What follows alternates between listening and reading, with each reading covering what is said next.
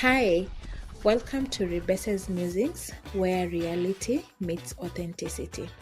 On this channel, we are all about empathizing, encouraging, equipping, and empowering each other as we navigate through life. My name is Nelly Amiani Muse, and I am your host.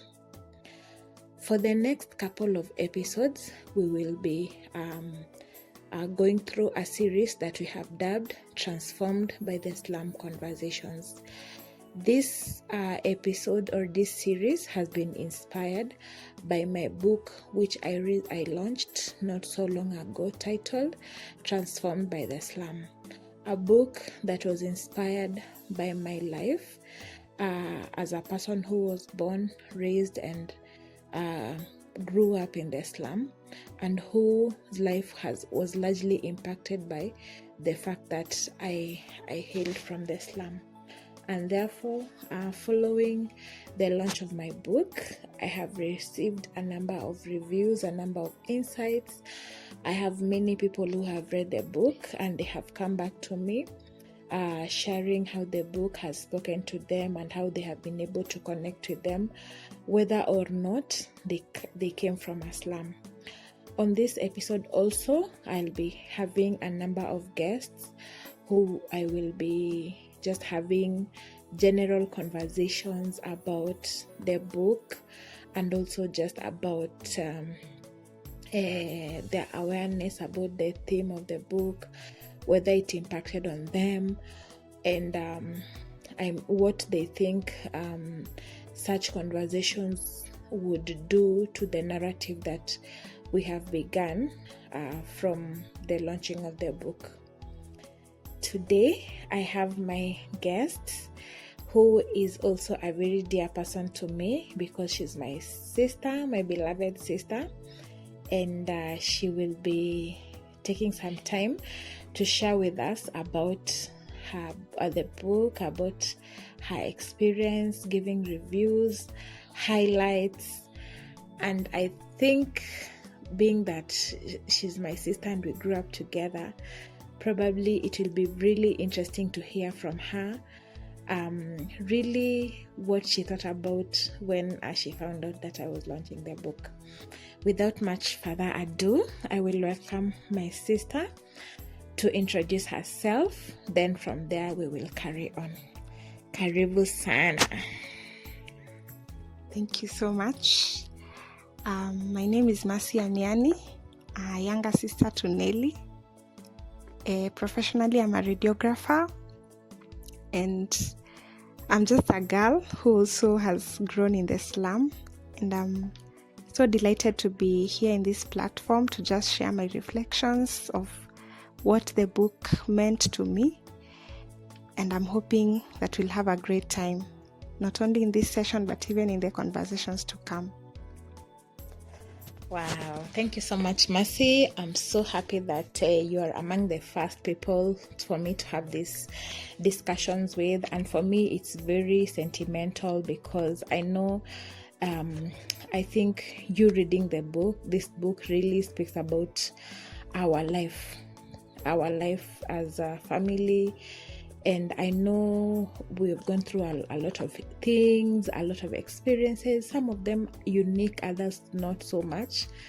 But having the opportunity to just write about it, I think it also gives us a moment of reflection, looking for things in hindsight. But first of all, congratulations on your engagement. I know watching you grow up to this moment, and now seeing that you're actually at a decision point where you are also forging forward your life, it's really delightful, not just to me but to the family. So we really celebrate you. Yeah, because you're my guest, I don't want to talk much. I just want you to give a brief, first of all, about what you thought about the book. When I told you about me writing the book, what did you think, or how was it to you? Yeah. So of course this has been a very interesting journey, because from the point you ever mentioned about writing a book, it was quite interesting to me, because First of all, it's a new concept. Just the thought of somebody sitting down to write a book. And also, I at some point, I thought about the vulnerability that came with, because I think from the word go, I knew the book would be more about your life experiences and how the experiences have shaped you. And as I was reflecting with you some time back, we were saying of how it's not so easy for somebody to just share about their life. And to me, I saw it as a bold step for you to just consider writing things that you pondered upon and things that many other people could relate to. Yeah, and it has been interesting. I will say my expectation in terms of what I thought about the book, and even now as we already launched the book and I read it, I feel like it has really impacted me already. So I can only imagine how many more people have been impacted by the same book.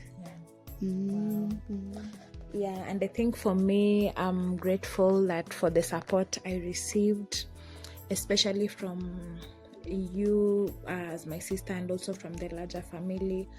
Of course, for the long time before I spoke about launching the book, I think it was really like a solo journey, a journey of reflection, just as you've said, a journey of pondering. And I think there was also a conviction that I got for me to write the book. But from the time when I just felt like now I'm ready to share with the people that I feel matter the most.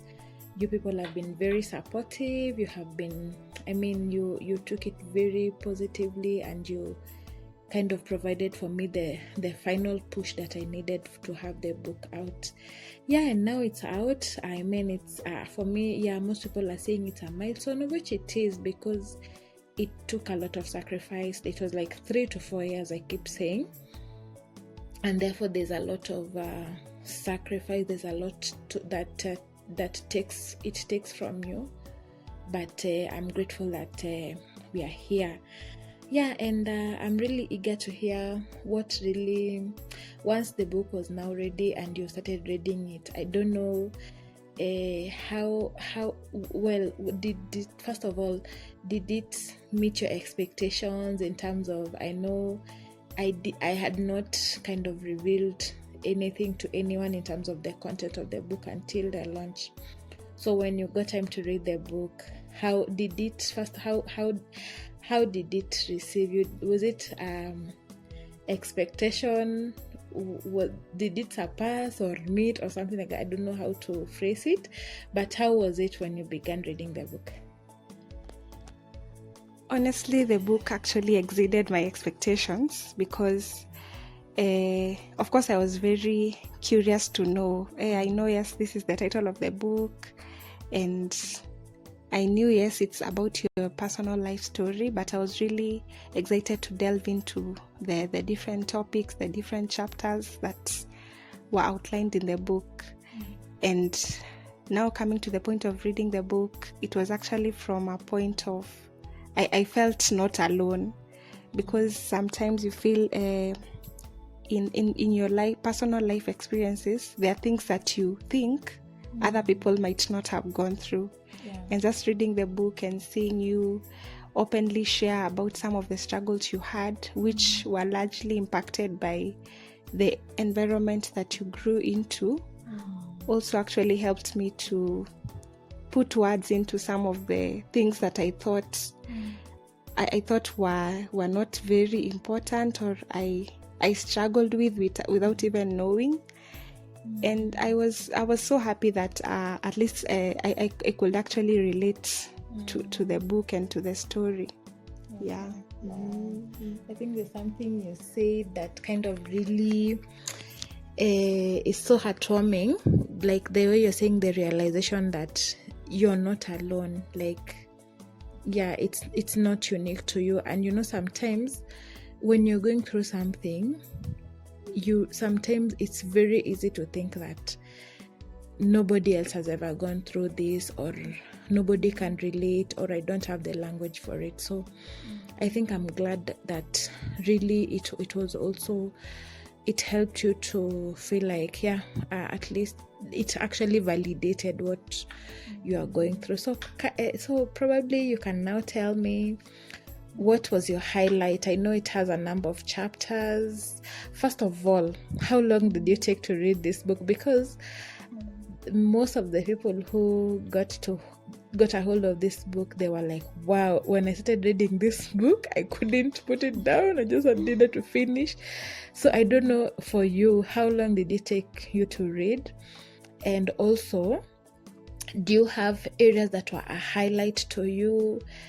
You can actually just share with us those highlights, and also just whatever you feel like you are able to share about the book. I think this is your time to talk about it.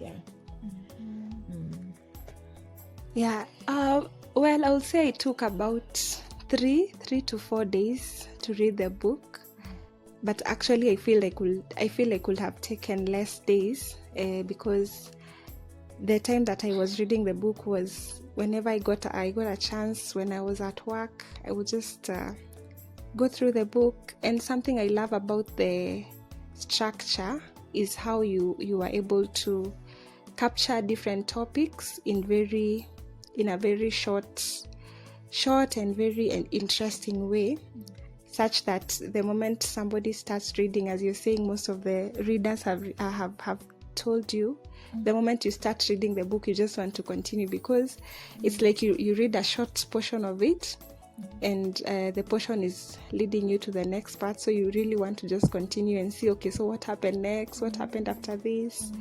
So I would say the structure or the design of the book, in terms of having a number of chapters and them highlighting different aspects of your growing up, was a really good way to put out the book.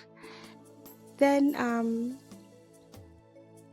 the highlights, when I read the book, of course I had mentioned about the aspect of just relating with most of the things, and especially I think one of the areas where you were talking about your transition from primary school to high school, and how that was really huge for you, because you were coming from this kind of mindset and kind of environment in the slum, and you're going to a totally new environment in a school where it is a bit diverse. You'll meet people from different backgrounds, and so the struggle for you to try to fit in.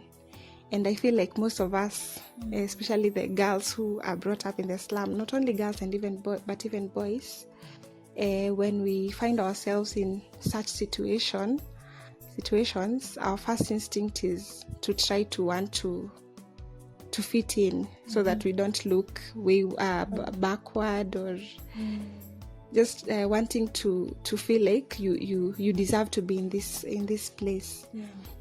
And actually, from my personal experience, I could relate, because I remember when I first joined high school, there was this feeling of what we call the inferiority complex, where you feel like, yes, you passed in your KCPE, you deserved to be in that school, but the fact that you are interacting with people who seem to be coming from well-off backgrounds, you kind of feel like, am I really in the right place? Will I be able to manage through this environment? Will I be accepted? Will I excel as I used to excel in primary school? So I think that was a major part, because it really spoke to partly what I also struggled with. And I think I can share that for now. Okay. Yeah. I think what you're calling inferiority complex is really what I called imposter syndrome. Yeah, I think it's really one and the same thing. And it was major, and for me, of course, it was like literally a culture shock, because now while you're meeting diverse people, it's like 80% of those people are from well-off background. So you're left there not sure of what to do with yourself.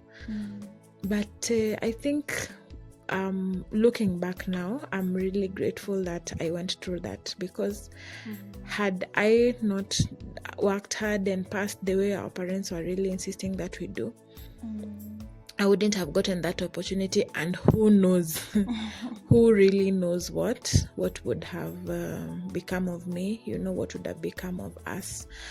And so probably now that is the area that highlighted to you, that really spoke to you, what would you tell somebody who is currently in that situation? Like, there's a young girl who is having an inferiority complex. Now, with what you know now, what would you tell them? Well, even before I go into that, I really feel like the aspect of education, I think it is also partly what you spoke about in a part of the book, and it spoke to the area of exposure, because I feel like even the situation of you finding yourself in a totally new environment, it was actually an opportunity for you to get an exposure that there's actually life beyond the slum, beyond what you have known all your life. And I believe, in as much as there were those difficulties at that point, it really played a big role in helping you to see other aspects of life and even desire to have a better life. So if I were to speak to someone who is in that situation, I would actually tell them to just take it easy, because sometimes we want to pity ourselves so much. But again, when you go to some of these environments, you actually realize you have so much to offer, because you go there and maybe if you're gifted academically, you find yourself excelling in those spaces. And even sometimes with the hardships that you are kind of used to in the slum, you find yourself being capable to even lead others in different aspects. Because I think, like, for myself, I really, with my life experiences, and I think you can also share that, you find that you in the spaces that you're placed, it's like you're able to just lead people, because from the life that you have been exposed to in the slum, there's resilience, and there's a determination, and there's just something that life adds into your life, that you're able to give to add value to other people. So I'll just advise you to take it easy and to believe that you are valuable and that you're able to pour into the cup of others. And it doesn't matter where you're coming from, where you are born, where you have grown up, but what matters is the gift that is in you and what you are able to give to others in the spaces that you find yourself. Wow, thank you for that insight, because it's true. Sometimes you when you are in that place, you think like you there's nothing good you can offer. Yet for sure, when you relax, the way you're saying, then you actually are able to tap into the potential that you have, and then you actually realize that really we all complement each other, regardless of where you're coming from, regardless of your background. So I think really that that's really a good word for somebody, even not even just the young people in the high schools, even adults. They struggle with inferiority. They feel like I wouldn't fit in, and that's why you just even get people getting depressed. You get people getting hating others, because they feel like you have an advantage over me, so we can't fit in, so they just hate. So I think I really appreciate that insight, and I hope it will go a long way to help somebody. I know we will have more of these conversations as we proceed. Might you have any other final insight that you got from the book before now we come to at the end of this episode? I will say now, in conclusion, reading the whole book and even coming to an end and looking at your life and seeing where you came from and the person that you are today, it was actually an encouragement to me, and I believe to many others as well, that life comes with a lot of challenges, with a lot of difficulties here and there, and especially depending on the environment where you grow up. And in this case, we are talking about just growing up in the slum, the different things that you have to go through. The book really helped me to see and to appreciate how much these experiences shape you for the better. And they're not actually a death sentence. You realize at the end of it all, it was just a phase of life. And I think there's somewhere you also, in the book, you talked about the power of hindsight, that in many cases, when you're going through a certain situation, when you are in a certain phase of life, you might never understand why you had to go through that. But at the end of it all, when you just look back and you reflect on how the journey has been, you come to appreciate that indeed this experience and this kind of life shaped me to be the person that I am today. So it's actually to just first of all commend you for the book and for opening up this as a conversation also, and for showing hope, giving the people who read the book hope, and showing them that it's actually possible to come out of a certain lifestyle and come out of it better. And I think that's my parting shot. Wow, thank you, Mercy. Thank you so much. I think I also really appreciate you, and I've really watched you, of course, through the different trenches that you've also had to personally go through. And here you are, of course, you've graduated. You're also an encouragement to many. So you keep at it as I keep at it, and thank God that we are here to testify that indeed transformation is possible. Of course, we as believers, we know we are transformed also by the power of the Holy Spirit, but also that there is no pit that is too deep that anyone cannot come out of it. Therefore, my dear listener, my dear viewer, that marks the end of our episode. I hope you have been encouraged. We have more conversations like this ones lined up for you, to just give you a snippet of how the book is and to encourage you to get your copy. Copies of this book are available at Nuria bookstore, but you could also DM me on my socials, on Facebook, Ribese Amiani Muse, and also on Instagram, and I will be sure to get a copy to you. Until next time, bye.